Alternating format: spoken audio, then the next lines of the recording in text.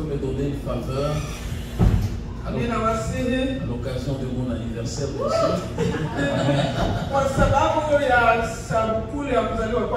Je me souviens beaucoup de ma mère. Et quand j'étais trop petit, elle chantait des chansons au niveau de nous allons chanter 180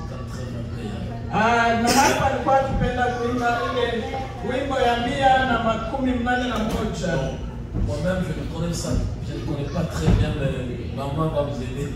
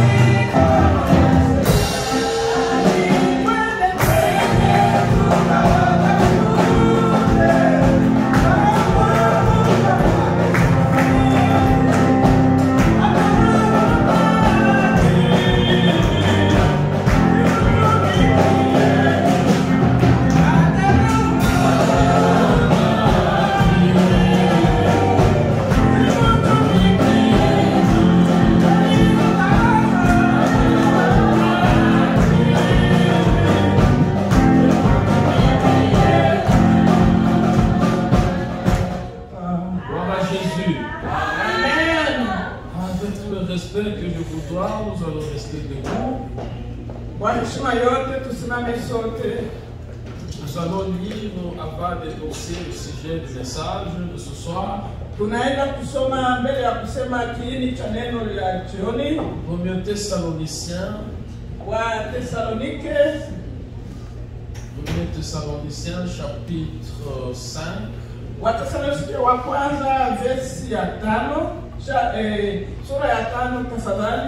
Quelqu'un va lire pour moi le verset 23 seulement. Moi, je vais chercher d'autres versets dans le chapitre que je vais lire.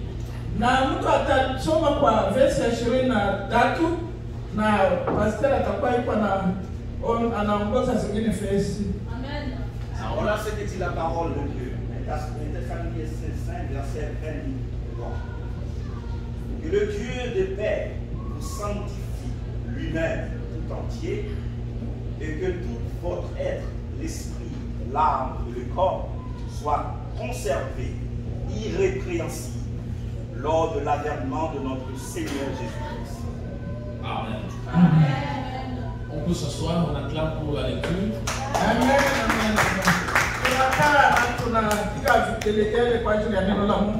Je veux choisir d'autres versets ici. Prenons le verset 16, 17 et 19. Anaenda kuangalia 16, 17 na 19. Toujours dans le même chapitre. Ni hapo hapo kwa hiyo sura. Soyez toujours joyeux. Tufurahi siku zote. Priez sans cesse. Na tuombe bila kukoma. N'éteignez point l'esprit. Tusiweze au tusizime roho. Gloire à Jésus. Amen. Je bénis Dieu pour ce soir. Ninamshukuru Mungu jioni ya leo. Bénis Dieu pour ce jour qui est un jour merveilleux pour nous tous. Namshukuru Mungu kwa siku hii, ni siku njema kwetu sote. Et le Seigneur m'a donné un message. Na Mungu aliweza kunipa neno. Et jusqu'à maintenant, je suis en train de chercher le terme, le sujet que je peux donner à ce message. Na kwa sababu hiyo ninajitafutisha sijui niipe kichwa gani. Mais je prie que le Saint-Esprit puisse jeter un pont entre le message que j'avais prêché la fois passée et celui de ce soir. Na ninasihi Roho Mtakatifu aweze kuunganisha yale nilifundisha wakati uliopita na leo hii. Mais ce qui sera comme le nœud de notre message, na ile itakuwa sawa fundo wa neno letu. Je veux plus parler de la relation personnelle entre l'homme et Dieu. Ninaenda kusema kuhusu uwasiliano wa Mungu na mwanadamu. Si il faut donner un sujet à ce message, na kama nikupatia kichwa kwa neno hilo, alors appelons ça la relation personnelle entre l'homme et Dieu.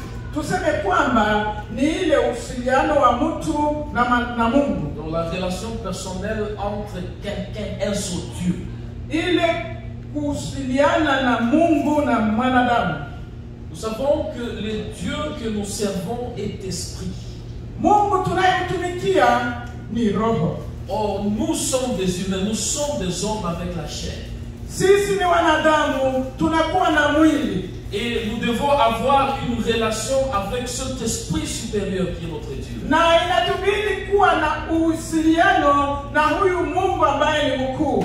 Maintenant, comment l'homme qui est physique, l'homme qui est charnel va avoir une fellowship, va avoir une relation avec Dieu? Na namna gani huyu mwanadamu ambaye anaishi katika mwili anaweza kufanya uhusiano na Mungu? C'est ce que nous allons chercher à savoir ce soir. Ni hiyo tutatafutisha jioni ya leo. Bien sûr, grâce à ce que le Saint-Esprit va nous donner. Ni kwa kweli tunatakia Roho Mtakatifu aweze La kutuambia. lecture qu'on a en fait que le bien-aimé a lu, Ndio kama vile ndugu alishasoma, il s'agit de Paul qui est en train de souhaiter.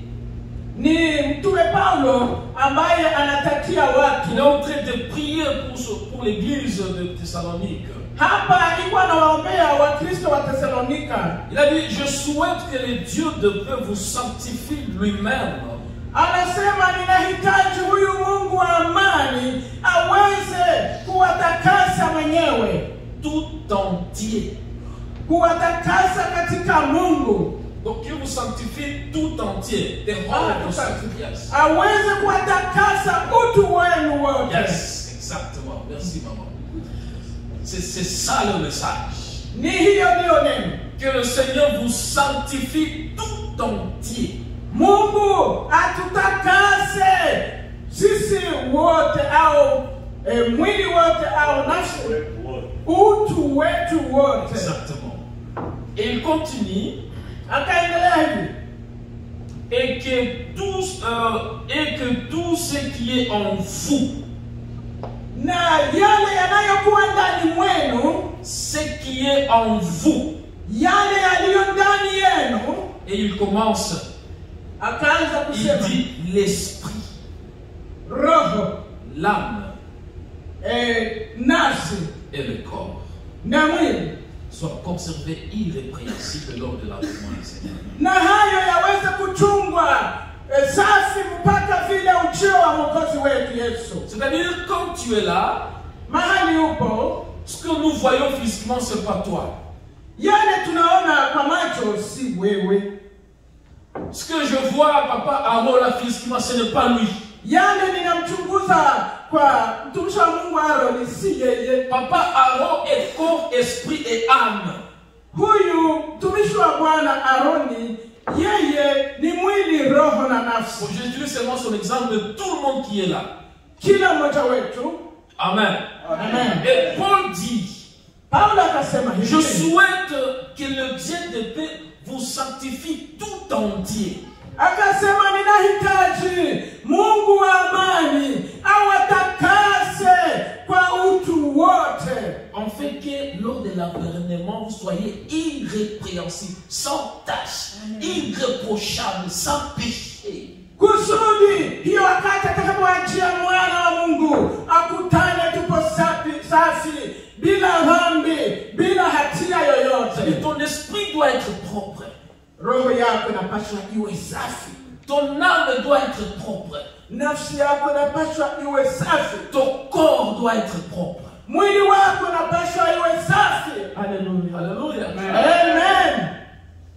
Ton esprit, Roho yako, ton âme nafsi yako et ton corps. na mwili wako, Sinon, kama sivyo, ce jour-là, tu vas risquer de rater. hiyo siku naweza ukakosea kabisa. Alléluia. Amen. Maintenant, comment tu vas avoir la relation avec Dieu? Namna gani utakuwa na uhusiano na En Mungu fait, il te sanctifie tout entier. kusudi akuoshe wewe wote? Vous savez pourquoi Dieu nous a créés comme ça? Ndiyo maana Mungu alituumba namna hii. Nous sommes, comme je l'ai dit, tripartites, ça va? Tuko utatu kama vile Nous pastor sommes alisema. tripartites. Tuko utatu. L'homme, c'est un être tripartite. Mtu anakuwa na utatu ndani mwake. Bien sûr, il a un caractère duel, c'est-à-dire, il y a ce que nous voyons et ce que nous ne voyons pas. Na ndani ya mtu kuna yale tunaona na yale hatuwezi kuyaona. Ce que nous voyons, c'est le corps. Ile ambayo tunaona ni mwili. Ce que nous ne voyons pas, c'est l'esprit et l'âme. Na ile ambayo inafichama ndani ya mwili ni roho na nafsi. Si nous lisons dans Lévitique chapitre 19, Na tukisoma kwa Walawi 19, le verset, je crois, 11, labda ni shairi yake ya 11, l'Écriture va nous montrer que l'âme est dans les sangs. na neno la Mungu linasema hapo ya kwamba nafsi iko ndani ya damu. En définissant ces trois parties, je voudrais commencer par là, parce que ce qui est très important. Na hapa tunaingia kwanza kwa nafsi, ni ile inakuwa na maana. L'âme est dans les sangs. L'âme vit dans les sangs. Hii nafsi inaishi ndani ya damu.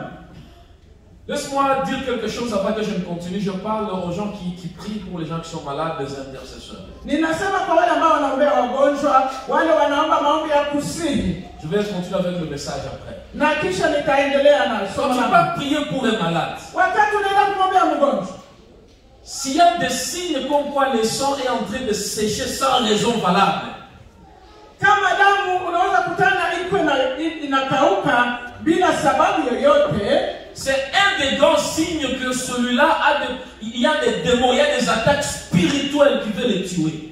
hiyo inamaanisha ya kwamba ametawaliwa na mademo ambayo inataka kumuua. Pourquoi? Kwa nini? Parce que quand le sang de l'homme atteint un certain pourcentage trop petit, Wakati damu ya mwanadamu inapunguka na inafikia hatua kwa ndogo, l'âme ne saura plus nager dans ce corps. hii nafsi haiwezi tena kuogelea katika mwili, Et l'âme va sortir.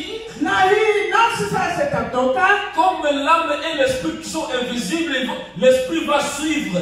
Na vile roho na nafsi ni wao wanafichama, huyu nafsi akishaanza kutoka, roho naye akafuata, Et le corps va rester là-bas. na mwili sasa itabaki melala hapo.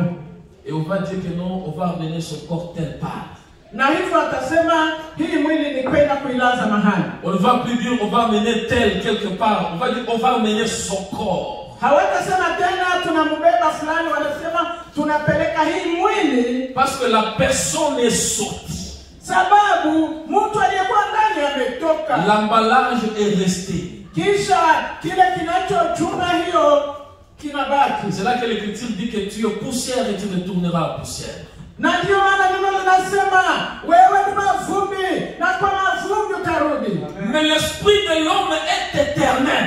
Lakini roho ya mwanadamu ni ya milele. L'esprit de l'homme va entrer dans l'éternité. Hii roho ya mwanadamu itaingia katika umilele. Soit l'éternité avec le Seigneur Jésus-Christ ou l'éternité séparée du Seigneur. Mais l'esprit va vivre éternellement. Na hii roho itaishi umilele au itabaki na Mungu milele au itabaki kwa moto milele. Est-ce que vous me comprenez? C'est pourquoi il ne faut pas commettre l'erreur d'entrer dans l'éternité sans Jésus. Il ne faut pas commettre cette erreur. Parce que la souffrance, ceux qui seront séparés de Jésus, ce n'est pas pour 1 année, 2 ans, 3 ans, mais c'est éternel. Sababu mateso ya wale ambao wataachana na Yesu ni mateso ya milele. Amen. Amen. Maintenant, l'esprit qui est éternel est venu d'où? Ile roho ya umilele imetoka wapi? Dieu est esprit. Mungu Baba ni roho. Jean 4, verset 24. Il est esprit.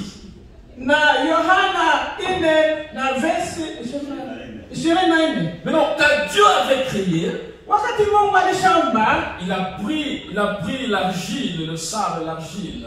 Alikamata udongo, il a formé l'homme. Na akaweza kumuumba mtu. Il a soufflé dans l'homme. Na akaweza kumpuzia. Et l'Écriture dit il devait là une âme vivante. Na hapo mwanadamu akakuwa hai. Donc c'est le souffle de Dieu ni hiyo upuzio wa Mungu qui a fait entrer dans l'argile hiyo upuzio wa Mungu iliingia katika udongo, une portion de Dieu ikaingiza kitu ya uungu, et l'âme qui a permis que l'homme puisse respirer. Na hiyo nafsi ya mwanadamu ikatuma na pumua. Là l'homme pouvait se tenir debout.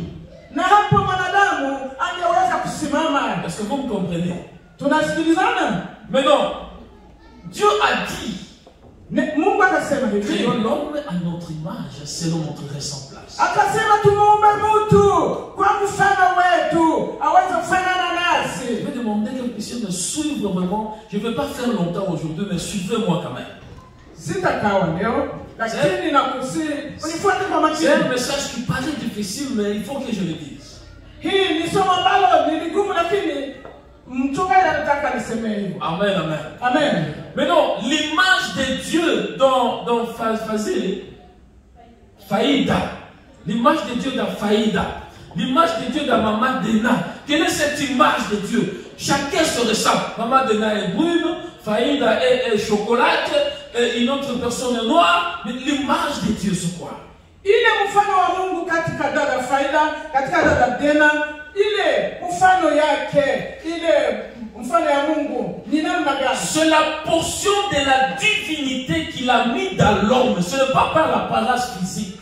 Ni kipande au sehemu ya uungu wake ndiyo aliweza kutia ndani ya mtu. Amen. Amen. L'homme est censé vivre toujours dans le Seigneur. Mwanadamu kazi yake ni kuishi ndani ya Bwana. Laisse-moi parler autrement comme ça. Acha niseme hivyo. Quand Dieu a tout créé, Mungu akishakuumba kila kitu, il a remis chaque création dans son nature et dans son espèce. Na aliweza kutia kila chote alichokiumba kwa jinsi yake na kile kinachofanana nacho. Prenons l'exemple de zerbe. Tuseme majani. Quand tu retires l'herbe du sol avec des racines, wakati unaongoa ile mijani, est-ce que l'herbe va continuer à vivre? Je itaendelea kuishi? Si tu retires le poisson de l'eau, wakati unatoa samaki majini, est-ce que le poisson continuera à vivre? Je samaki itaendelea la nature du poisson doit rester dans l'eau. Unajua maisha ya samaki ni majini. Et les herbes et les arbres dans les sols. Na majani na miti maisha yao ni katika udongo. Et l'homme doit rester dans Dieu. Na na mwanadamu aishi ndani ya Mungu, s'il sort de Dieu, il va mourir. akitoka ndani ya Mungu anaenda kufa. De la même manière comme le poisson, s'il sort de l'eau, il va mourir. Si l'homme sort de Dieu, il va mourir. Kama vile samaki akitoka majini anaenda kufa, mwanadamu naye akimwacha Mungu anakufa. Parce que l'homme a une nature divine. Kwa sababu anakuwa na utu wa Mungu. Est-ce que vous me comprenez? Tunasikilizana. Pourquoi l'Écriture dit? Ndio maana neno la Mungu linasema hivi. Dans le psaume, n'est-ce pas que vous êtes des petits dieux? Vous êtes des dieux. Ndio maana neno la Mungu kwa Zaburi linasema, je, hamjui kwamba nyinyi ni miungu, ni wa Mungu? Et le Seigneur avait même repris ça. N'est-ce pas qu'il est écrit que vous êtes des dieux? Na Yesu mwenyewe tena akasema hivi, je, hamjui kwamba nyinyi ni Mungu wadogo? Alléluia. Amen. Si l'homme pouvait connaître sa nature, mwanadamu angejua utu wake. il y a des choses que l'ennemi ne pouvait même pas faire contre cet homme-là. Kuna yale adui hawezi kufanya kwa mtu huyo. Parce que quand il viendra te tenter plusieurs fois, Kwa maana wakati atakuja kukujaribu mara nyingi, tu vas le répondre comme Jésus. utamjibu kama na Bwana Tu Yesu. ne tenteras pas le Seigneur ton Dieu. Hautamjaribu Bwana Mungu wako. Amen. Amen. Mais le problème de l'homme, il ne se connaît pas. Lakini shida ya mwanadamu hajitambui. Mon peuple périt par manque de connaissance. Taifa langu limeangalia kutokujua. Amen. Amen. Si tu ne te connais pas, Kama haujijui, alors l'ennemi va se servir de toi. na hapa adui atakuja na kukutumia. Dieu a créé l'homme. Wakati Mungu alimuumba mwanadamu, Il a dit, akasema hivi, tu vas dominer les oiseaux du ciel. akamwambia utatawala juu ya ndege wa anga, Les animaux de la terre, utatawala juu ya wanyama les kondeni, poissons de la mer. utatawala juu ya samaki Donc baharini. comme tu es là, Na hivyo uko il y hapo, a 3 espaces que tu dois dominer. kuna fasi tatu ambazo unapaswa kutawala. Les oiseaux du ciel, Hao ndege wa angani, la terre dunia et la mer. na bahari, Et tout ce qui vient de ces 3 espaces, na yale yote yanapitia na mahali hapo. si tu ne maîtrises pas comment c'est venu, Kama haujui wamekuja namna alors tu gani, as le pouvoir d'arrêter ça. uko na nguvu ya kusimamisha. Vous ne me comprenez pas. Si les sorciers viennent à volant, Wakati mrozi anakuya akiruka, tu lui dis tu es dans mon territoire. utamwambia umenaswa, umepitia njia yangu Où est te wewe, laisser passer? na una barua gani ya kuweza kupitia? Et tu l'arrêtes. Unamsimamisha.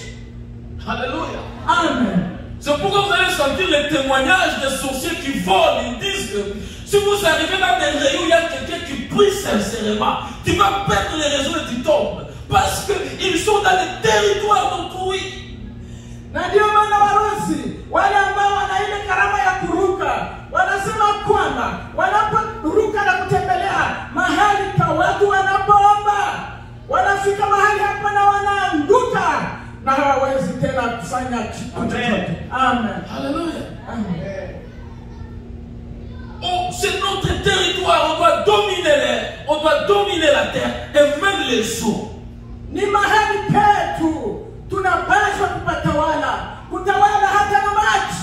Haleluya. Amen. Et pour dominer cet espace, Na kusudi tutawale mahali hapo, tu dois savoir opérer dans le spirituel. unapaswa kuwa na nguvu za kutenda kwa kiroho. Haleluya. C'est pourquoi Dieu, quand il a créé l'homme, Ndio maana Mungu alipomuumba mwanadamu, l'Écriture me dit que chaque soir il descendait dans le jardin. na neno la Mungu linasema kila jioni alishuka bustanini Pour venir parler à l'homme. kusudi aweze kuzungumza na mtu, Comme l'homme est tripartite, kwa sababu mtu ni utatu. avant que l'homme ne pêche, Wakati mtu alikuwa hajafanya dhambi, la partie esprit de l'homme, ile nafasi ya roho ya mwanadamu, c'était celle-là qui communiquait directement avec Dieu. roho yake ilikuwa ikiwasiliana na Mungu papo hapo. Mais quand l'homme a péché, Lakini Mungu alipotenda dhambi, il a tué cette nature esprit. Akaua hiyo uungu iliyokuwa ndani mwake. C'est pourquoi Dieu est descendu ce soir là comme d'habitude pour parler à l'esprit de l'homme. Na ndio maana Mungu akashuka jioni hiyo kusudi aweze kuongea na roho ya mwanadamu. Mais il n'a pas trouvé Adam esprit. Na hawakuweza kukutana tena katika hali hiyo ya kiroho. C'est pourquoi Dieu dit, Dieu appela Adam. Na ndio maana Mungu akamwita Adam. Adam, où es-tu? Akamuuliza Adamu, uko wapi? Est-ce que Dieu ne voyait pas Adam? Je, Mungu hakuwa anamuona Adam? Est-ce que les yeux de Dieu étaient limités? Je, macho ya Mungu ilikuwa haioni. Alors il n'est plus Dieu, je ne peux pas voir quelque part dans le jardin. Hapo tunasema haiko tena Mungu, bona hangeweza kutambua yanayofanyika katika bustani. Il voyait Adam chair, il voyait Adam homme, mais Adam esprit. Il ne pouvait pas sentir cette connexion. C'est pour qu'il a dit Adam, où es-tu? Hapo hangeweza kumwona tena Adamu kwa roho. Alikuwa Adamu kwa mwili, alikuwa Adamu kwa mwanadamu. Hangeweza tena kumwona na roho. Cette nature de l'homme a été détruite. L'esprit, homme-esprit, a été détruit. Hii utu wa Mungu wa mtu iliweza kuharibika. Hii roho na uungu wa Mungu iliweza kuharibika. Automatiquement la gloire de Dieu est sortie et l'homme se retrouve nu. Na utukufu wa Mungu ukamtoka mwanadamu hata kajiona iko uchi. Il a dit, j'ai attendu ta voix. Nasema nimesikia sauti yako. J'ai attendu ta voix. Nimesikia sauti yako. Même si l'homme pêche, hata mwanadamu anafanya dhambi, Dieu va lui envoyer la voix. Mungu atamtumia sauti. Il va attendre la voix. Atasikia sauti. À partir de ce jour-là, na kutangia siku hiyo, la nature de Dieu a été détruite dans l'homme. Kwa sababu utu wa Mungu umeweza haribishwa na maintenant Dieu pour parler à l'homme, kusudi Mungu il va envoyer une voix physique. Anatuma sauti. Et l'homme va attendre par les oreilles physiques. Na mtu kwa masikio yake ya mwili atasikia. C'est là où le processus de la restauration a commencé. Na hapo ndipo kulianza namna ya kuweza kumuumba tena. Comment je vais restaurer cet homme dans sa nature initiale? Namna gani tena nitamtengeneza mtu kama ilivyokuwa mbele? Comment je vais ramener l'homme dans sa nature que je voulais qu'il devienne? Namna gani tena huyu mwanadamu nitamuumba awe kama mbele? L'homme, après avoir perdu la gloire de Dieu, wakati Mungu na mwanadamu alipoteza utukufu wa Mungu, il s'est fait les herbes pour couvrir sa nudité. Alikamata majani akaanza kuficha uchi wake. Mais ça ne pouvait pas suffire. Na hiyo haingemfaulia. Il y a beaucoup de choses qu'on allait dire là-bas. Kuna mengi tunaweza kusema. Beaucoup de gens se couvrent par les herbes. Les herbes vont sécher. Wanajifunga na majani na wanasahau kwamba yatakauka. Quelles sont les herbes que tu utilises pour te couvrir, les herbes? Ni majani gani wewe unatumia kusudi uweze kujificha? C'est ton travail à l'église. Ni kazi yako ya kanisani. Donc ce sont tes œuvres. Ni ile matendo ambayo unatenda. Ça va sécher. Hiyo itakauka. Mais Dieu, lakini Mungu, comme il avait dit à l'homme, sawa vile alimwambia mwanadamu, si tu manges de ce fruit, tu vas mourir. Ukikula tunda hili kufa utakufa. Mais l'homme n'était pas mort physiquement, n'est-ce pas? Mtu akufa unamwona hawezi tena kumuona. Mais bien sûr, spirituellement, il était mort. Lakini kiroho mtu alikufa. Maintenant, Dieu va transférer la mort de l'homme vers un animal qui est innocent. Na hii Mungu akakamata ile kifo ya mwanadamu akaipeleka kwa mnyama ambaye haikutenda dhambi. Qu'est-ce que l'animal avait fait pour mourir à cause du péché de l'homme? Na mnyama alifanya nini kusudi ife kwa ajili ya dhambi ya mtu? L'animal était innocent. Hii mnyama haikufanya chochote. Amen, amen. Amen. C'était pour couvrir le péché de l'homme. Ilikuwa kusudi ifiche dhambi ya mwanadamu. Dieu qui est esprit, Mungu aliye roho, pour apaiser sa colère, il a besoin du sang. Kusudi hasira yake punguke, alikuwa na haja ya damu. C'est là que je vous ai dit la fois passée. Ndio maana niliwaambia wakati uliopita. Il était important que Jésus vienne faire couler son sang. Ilikuwa ya maana Yesu aje mwange damu yake. Alléluia. Amen. Parce que les esprits ont besoin du sang. Sababu roho sang, haiko kila damu, mais le sang d'un innocent. lakini ni ile damu ya yule ambaye hana hatia, Le sang sans péché. ile damu ambayo haina dhambi. Alléluia. Amen. C'était pour restaurer l'homme. Ilikuwa kusudi kumrudishia tena uzima mwanadamu, Afin que la nature qui était perdue puisse être recouverte. kusudi ile utu wake uliopotea iweze tena kufunikwa. Que Dieu rencontre, retrouve le milieu de fellowship, le milieu de relation entre Dieu et l'homme. Qu'il retrouve ça. Kusudi Mungu aweze tena kukutanana na ile ambayo iliachana naye na mwanadamu. Vous savez, si nous prenons 2 Chroniques chapitre 3, ça va nous montrer l'image du temple, comment le temple était. Parce que l'homme, n'est-ce pas, l'Écriture nous dit, nous sommes le temple du Saint-Esprit, n'est-ce pas? Na wakati tunasoma, Si nous lisons dans 2 Chroniques 3, wakati tunasoma kwa kitabu cha Mambo ya Nyakati ya 3, ça va nous donner l'image du temple. itatuonyesha sura ya hekalu. Or, dans la nouvelle alliance, l'Écriture nous dit, nous sommes le temple du Saint-Esprit. Tunajua kwa Agano Jipya tunaitwa kwamba sisi ni hekalu la Roho Mtakatifu. Or, le temple dans l'Ancienne Alliance, Lakini hekalu kwa Agano la Kale était aussi constitué de 3 parties. ilikuwa na vitu vitatu. Il y avait le parvis, la Kulikuwa partie extérieure là. ile fasi ya nje, Il y avait le lieu saint. na kulikuwa mahali Il y avait patakatifu, le lieu très saint. na kulikuwa patakatifu pa Dans le patakatifu. parvis, il y avait le soleil, il y avait la lumière du soleil naturelle. Na huko nje kulikuwa jua, kulikuwa mahali hapo. Le lieu saint était éclairé par, n'est-ce pas, le chandelier. Na hapo mahali patakatifu paliangaziwa na kinara. Voilà. Et le chandelier, il y avait comme un petit bocal, on mettait l'huile d'olive. Na hiyo kinara kimezungushwa na mafuta, Et vous pouvez mettre une sorte de mèche. na hapo kungekuwa kitu sawa nywele zile za kizungu. C'est-à-dire, c'est comme le tof, quoi. C'est-à-dire, si l'huile d'olive est là et que tu allumes, ça va s'allumer. La mèche là. Na wakati kulikuwa hiyo mafuta, wakati unawakisha moto na waka kabisa. Donc, sa huile d'olive, ça ne pouvait pas s'allumer. Bila hiyo mafuta, hiyo moto haingeweza kuwaka. Pour vouloir dire que la lumière du lieu saint Ni kusema kwamba hiyo mwanga ya fasi ya patakatifu est issue de l'huile d'olive. ilikuwa inatoka kwa sababu walitumia hiyo mafuta ya olive. Amen, amen. Amen. Et dans le lieu très saint, Na hapo patakatifu derrière les rideaux, kule ambako kumefungwa il kabisa, n'y avait pas la lumière du soleil, hakukukuwa mwanga wa jua, la lumière de chandelier. hakukukuwa mwanga ya hizi mambo walikonga. Mais il y avait une autre lumière Kulikuwa ingine mwanga, que seul le sacrificateur comprenait.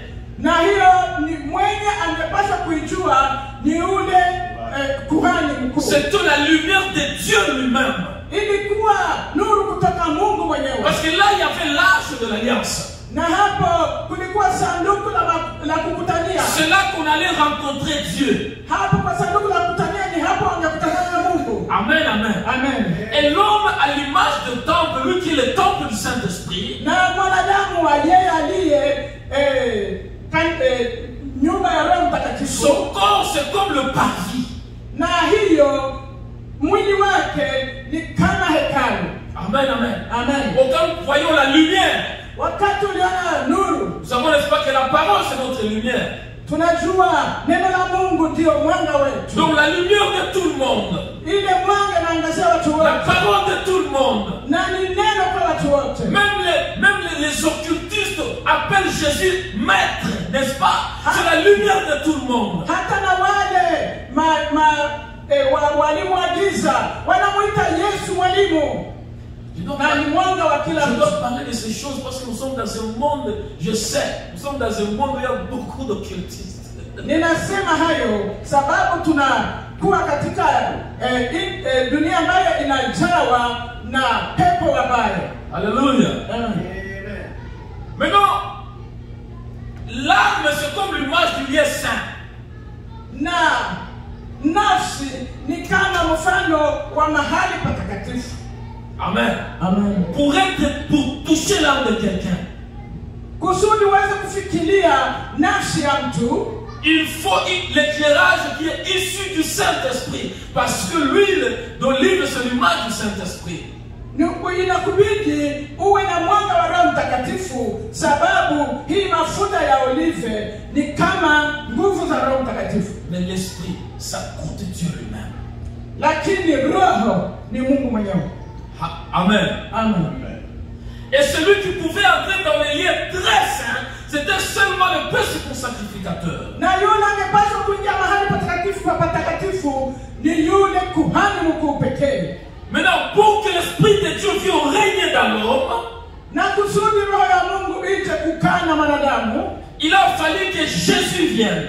Ilibidi Yesu mwenyewe aje. Parce que quand Jésus était mort sur la croix, kama Yesu alikufa msalabani, le rideau du temple était déchiré. Ile pazia ya hekalu iliweza kupasuka. C'est-à-dire tout le monde pouvait voir le lieu très saint.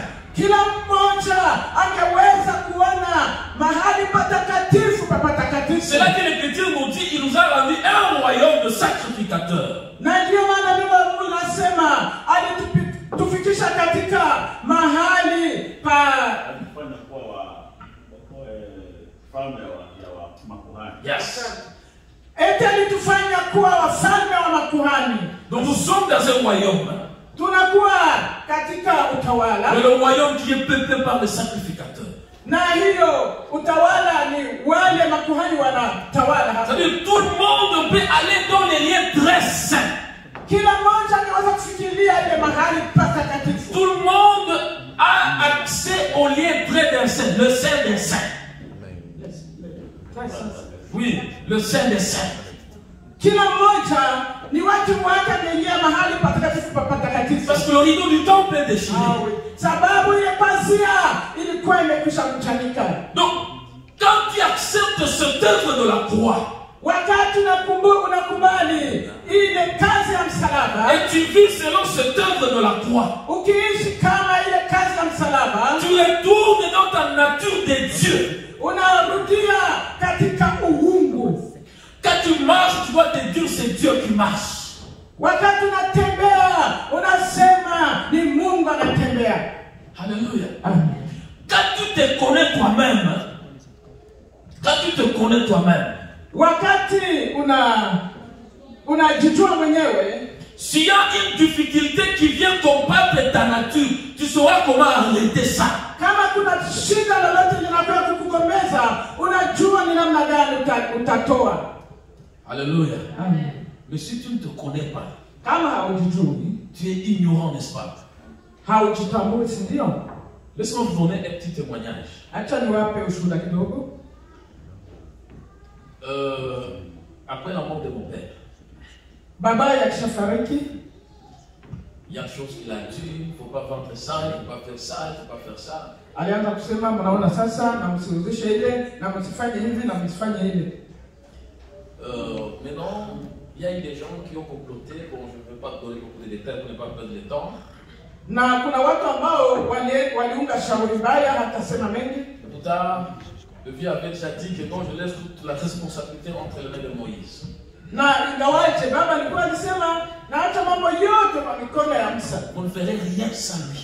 Msifanye lolote bila kumuuliza. De la même manière que mes biens m'appartiennent, vous ne pouvez rien faire sans moi. Kwa ajili mambo yangu yote ni yangu, msifanye lolote bila yeye. C'est tout ce qu'il a dit. Ni hivyo alisema. En fait, il avait déjà un testament qu'il avait fait à faveur de mon grand frère, mais mon grand frère avait un comportement bizarre. Il avait changé avant de mourir. Et je n'ai pas le temps, alors Moïse me remplace dans la famille.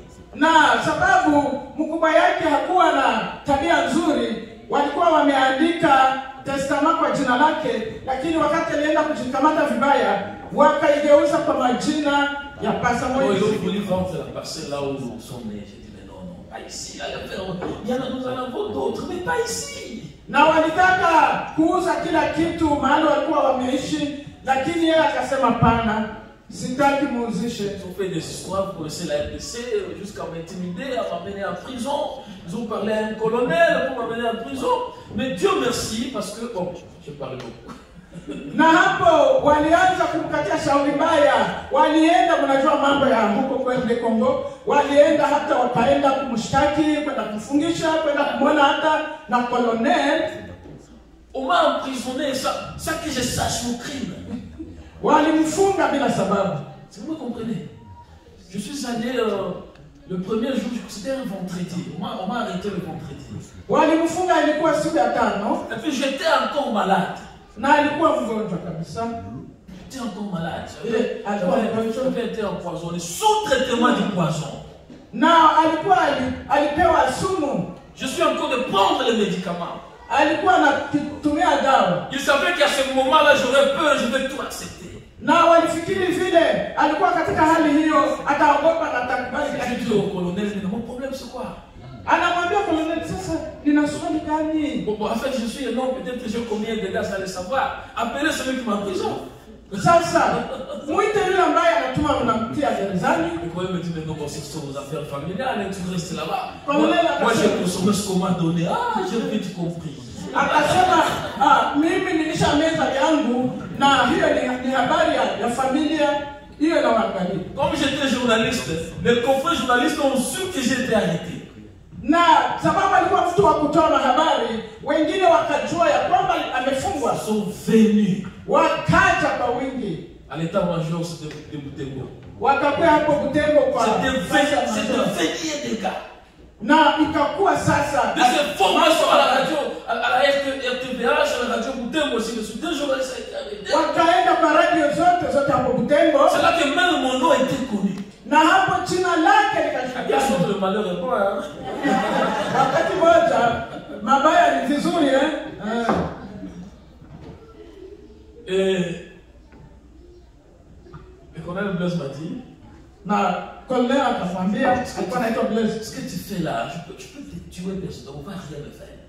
Akamwambia, mimi naweza kukuraua na kukuua na hakuna yule un petit problème familial, au lieu d'aller remédier avec tes frères, tu afflames ça, c'est devenu un problème de journaliste. Unaona kaswali kadogo kwa jamaa, unajikamata unajifanya kigamba mpaka vile unafika mahali hapa. Pour être plus court, na kwa kifupi, à cause de cette pression là, la MONUSCO est venue. Na kwa sababu ya hayo yote MONUSCO ikakuya. Le vendredi, je suis dormi en prison. Hiyo siku tano akalala gerezani. Et pourtant le même vendredi, na hiyo siku la MONUSCO a ordonné qu'on me libère. Nani MONUSCO alisema fungue haraka. On m'avait pas informé. Lakini hawakumwambia kama MONUSCO ilimsamia. Je suis dormi comme un prisonnier et pourtant je suis un homme libre. Na akalala kama mfungwa, kumbe alikuwa ametetewa awe huru. Le samedi, je suis dormi prisonnier et pourtant je suis libre. Na hiyo siku ya saba pia akalala humo na alikuwa alishafunguliwa. Le dimanche, quand on est venu me voir, mais non, tu es déjà libéré, qu'est-ce que tu fais ici? Na siku Mungu anasema mbona umefunguliwa na ungali hapa? Le colonel Blaise a reçu l'ordre de te libérer par la MONUSCO. Eti MONUSCO anasema tukufungue ungali hapa? Je fais un bruit terrible en prison. Na hapo akafanya fujo. C'était dimanche matin. Ilikuwa siku ya Mungu asubuhi. Les Congolais qui sont ici au Congo, quand c'est samedi 16h, on ne peut pas sortir même si on vient payer. Unaona huko Kongo ikisha kuwa siku ya 6 jioni hawezi tena kutoka. Il faut attendre le lundi. Ni vizuri tena kungojea. Mais moi je fais le bruit le dimanche matin. Lakini ile siku ya Mungu asubuhi je leur ai dit, la loi dit que si c'est samedi soir, mais moi j'ai été libéré le vendredi, vous ne voulez pas m'informer.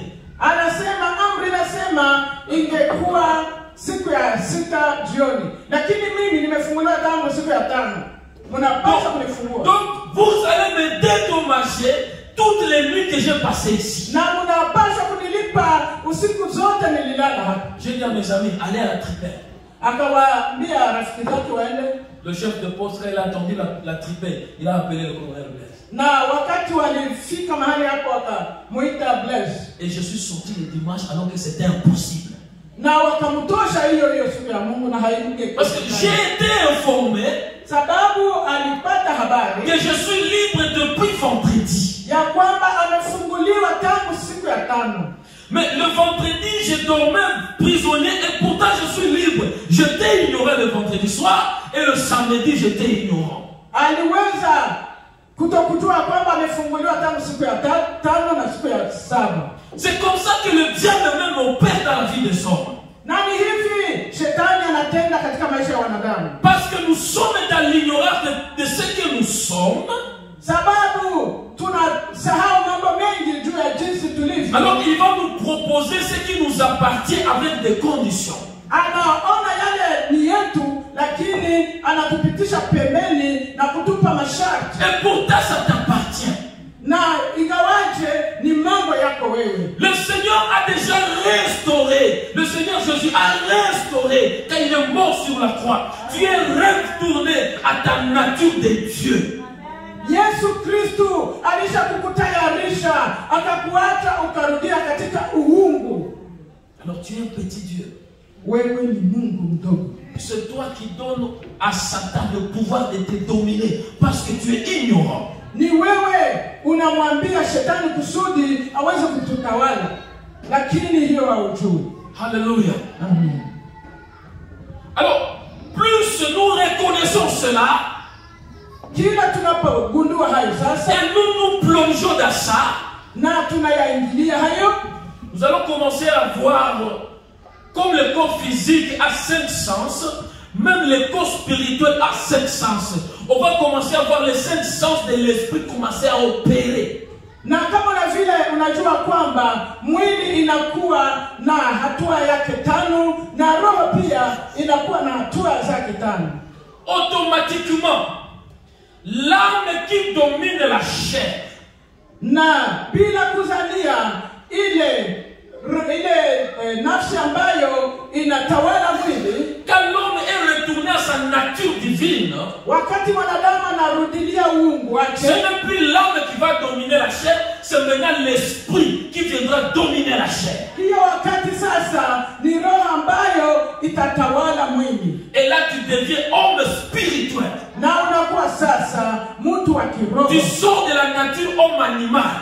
Hapo natoka kuitwa mtu mnyama, Et plus tu continues comme ça, na wakati unaendelea hivyo, il y a des choses que Dieu va faire avec toi et les hommes vont croire que tu es sorcier. na kuna yale Mungu atatenda na wewe, na wengine watafikiri wewe ni mrozi.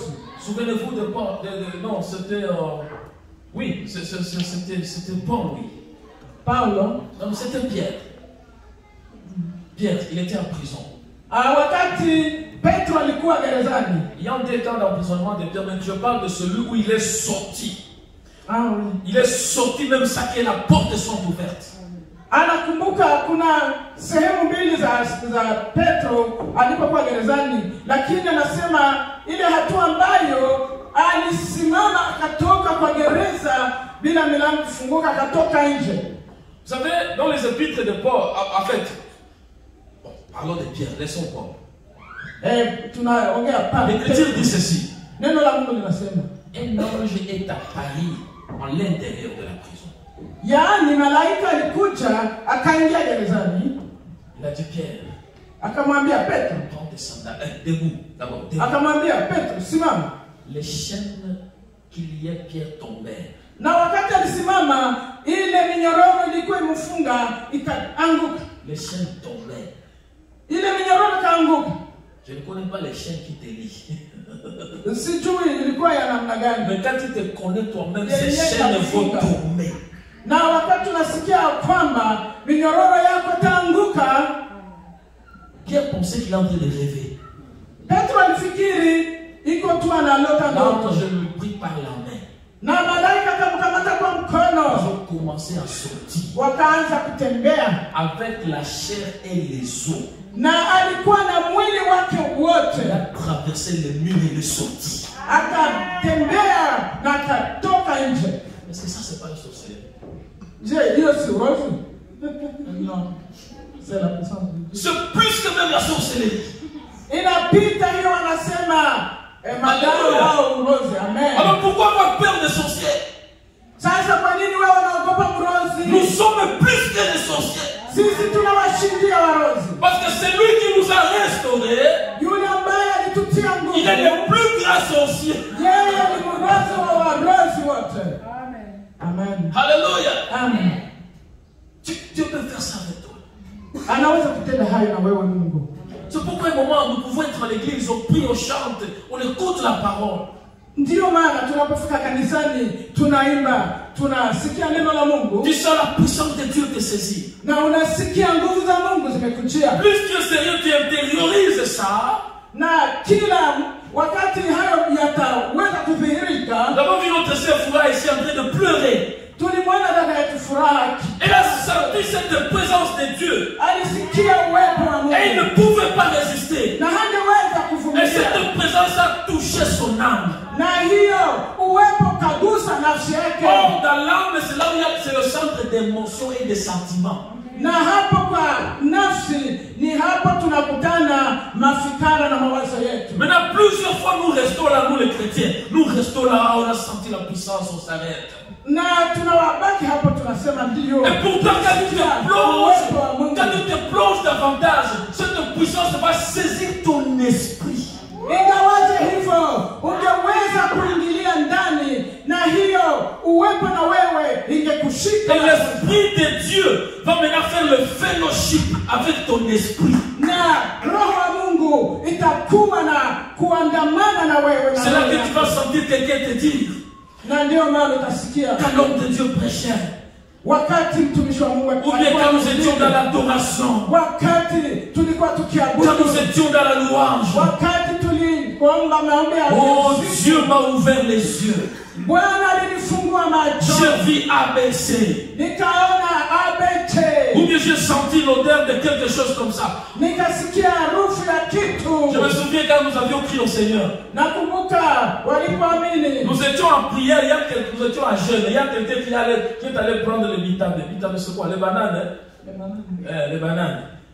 Kuna walikuwa wakiomba maombi ya kufunga na mtu mmoja alienda kukamata vitika. C'est caché, il est allé prendre les bananes. Nous, on le savait. Alifichana akaenda kuchukulia vitika. Et pourtant nous étions à jeûne.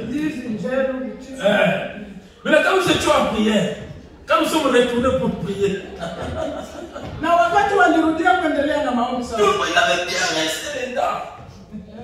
Alikuwa aliosha meno mzuri sana. Et comment comme ça, non, il y a quelqu'un qui a les vitamines ici. Akasema kuna mtu anaingia na j'ai tellement senti l'odeur des vitamines dans la salle. C'est pas possible. Quelqu'un a caché ici. Watu wakasikia harufu kabisa ya ndizi yenyewe walikula. J'ai dit oh non, pardonne, que Dieu me pardonne. Tu vois, donc Dieu peut ouvrir les 5 sens spirituels. Et ça commence à opérer. Mungu anaweza kufungua zile hatua tano za kiroho zinaanza kutembea. On se plonge comme ça. Na wakati watu wanaingilia, l'esprit de Dieu vient communiquer avec ton esprit. Na wakati roho Mungu anakuja kusema na wewe. S'il y a des malades dans l'assemblée, kama kuna magonjwa katika mkutano, les maladies vont sortir d'elles-mêmes. Magonjwa yatakimbia. Parce que l'esprit de Dieu domine le corps. Kwa sababu roho ya Mungu inatawala mwili. Oh, plus de 99% de maladies sont dans le sang.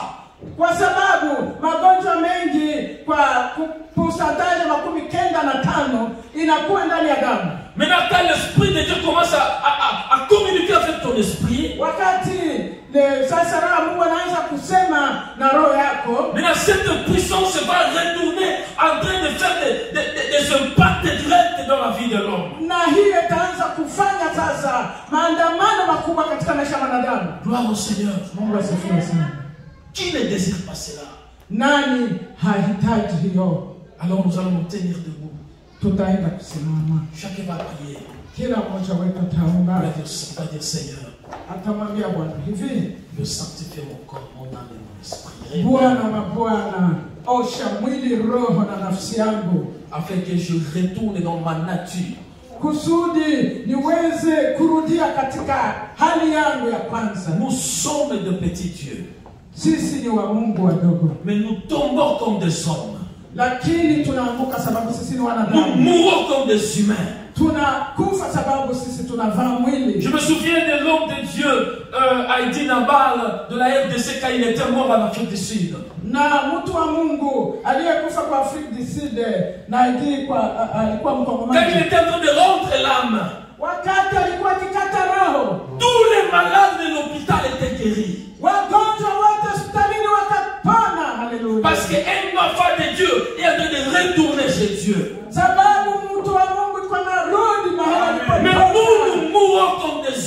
Et pourtant nous sommes des dieux. Et rien ne se passe. Ce n'est pas normal. Tunakufa kama wanadamu na hakuna linalotendeka. Sio haiwezekani. Les sorciers entrent dans ta maison et commencent à étrangler les enfants. Et toi tu es là. Wezi wanaingilia nyumba yako, wanaanza kukata roho ya mtoto wako, na wewe uko hapa. Et toi tu es là. Na uko mle ndani. Ce n'est pas normal. Hiyo haiwezekani. Ce n'est pas normal. Hiyo haifai kufanyika. Hiyo haiwezekani. Tu vas parler à Dieu. Sema na Mungu. Tu vas dire Dieu. Sema na Mungu hivi. Aujourd'hui transforme encore une fois ma vie.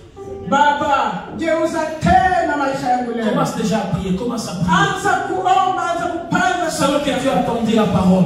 Ulisikia neno. C'est lorsque tu as entendu le message. Kama vile ulisikia neno la Mungu. Que Dieu te ramène dans ta nature de Dieu. Mungu aweze kukurudishia uungu wake. Nous sommes des créateurs avec Dieu. Sisi tumeumbwa na Mungu. La Bible dit la terre était informe et vide. Na neno la Mungu linasema mbingu zilikuwa wazi. Le monde n'avait pas de forme. Yaani dunia haikuwa na umbo lolote. Mais il a commencé à créer. Mungu akaanza kuumba. Et toi, ta vie qui est informe et vide. Na hiyo maisha yako imeumbwa lakini ni uchi. Ton avenir qui n'a pas de forme. Maisha yako haina maendeleo. Tu as le pouvoir de commencer à créer, à donner ça de forme. Ni vizuri anza kujiumba tena. Commence à parler, commence à parler. Anza kusema. Commence à parler. Anza kuomba. Commence à parler. Anza kuomba. Seigneur, je veux retourner dans ma nature ce soir. Ninataka nirudie utu wangu. Je retourne dans ma nature ce soir. Ninarudia katika utu wangu. Je suis un Dieu.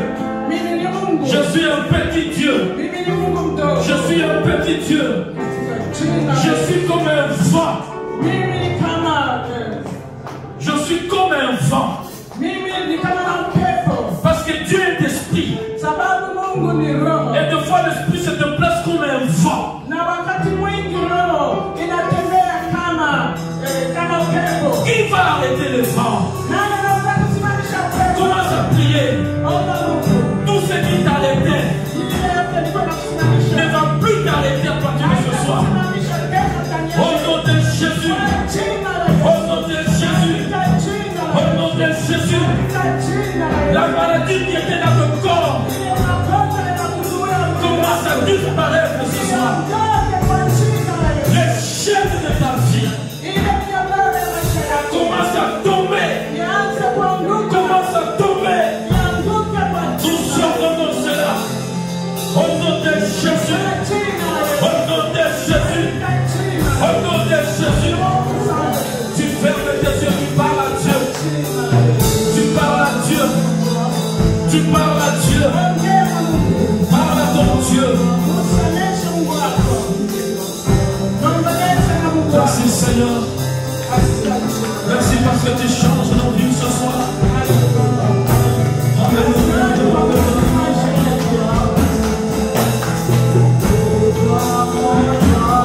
La puissance de Dieu est là ce soir. Il y a quelqu'un qui peut être touché par Dieu ce soir. La main de Dieu est là ce soir. Il y a quelqu'un qui est en train d'être transformé. Il y a un témoignage que Dieu construit pour quelqu'un. Il y a un témoignage que Dieu construit pour quelqu'un.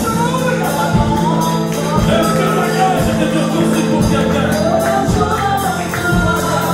Oh, Dieu est là. La puissance de Dieu est là. Au nom de Jésus-Christ. Au nom de Jésus-Christ. Merci Seigneur. Merci Seigneur. Merci Seigneur. Pendant que nous sommes en train de prier, je sens comme te dire ceci. Je sens comme être convaincu de dire ceci. S'il y a un problème qui est répétitif dans ta famille, tu vas refuser ça ce soir. Tu vas dire l'Esprit de Dieu en moi.